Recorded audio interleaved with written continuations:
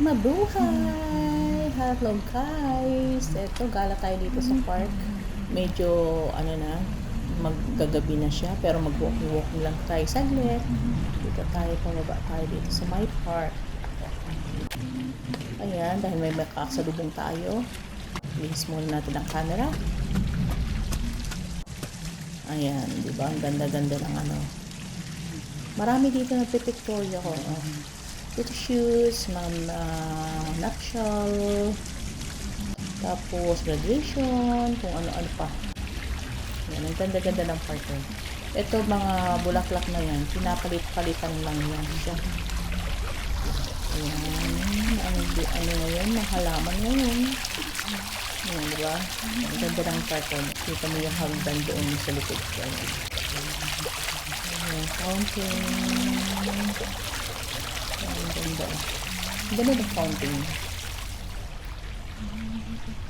So, ayan. Diba? Ang ganda. Ayan guys, ang ganda-ganda nito. May ano na siya oh. May mga flowers na. Nag-bloom na yung ano, pero hindi pa masyado. Pero meron na rin siya. Ayan oh. Nandito yan sa my park. Ito lang sa park yan. Itong isa meron na siya. May mga bulaklak na. Pero hindi pa lahat nag-ano.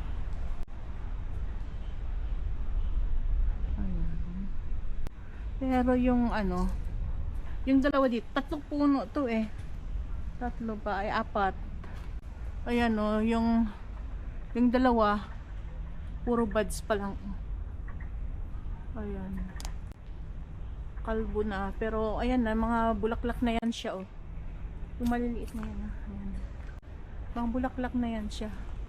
Pero February pa to siguro, mag-bloom talaga ng todo. Ayan. So, apat yan. Isa, dalawa. Itong isa lang ang meron. Yung isa dito, wala pa rin. Oh. Ayan, isa. Ito yung pang-apat. Ganun din, wala din. Ayan. So, dito pa rin tayo sa park. Yan guys, ang ganda ng ano.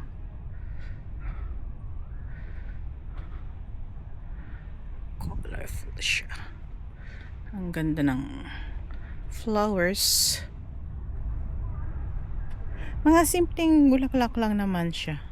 Pero ang ganda kasi na ano siya, naaalagaan. So, ito double petal to, pero hindi pa siya nag-bloom. Ito single. May single gomamela. Ayan siya. Pink. Ayan. So, yan.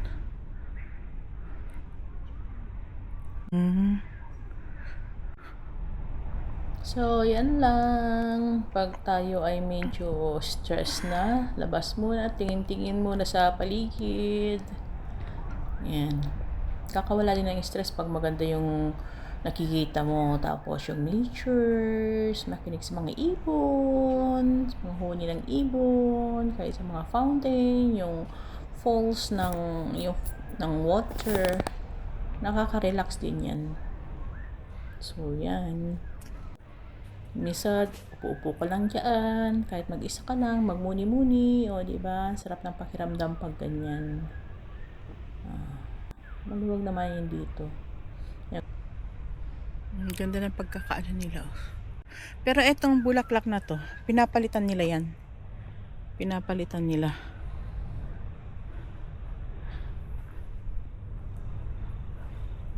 Before Chinese New Year, papalitan yan siguro ng ano, yung mga pang New Year, Chinese New Year na bulaklak.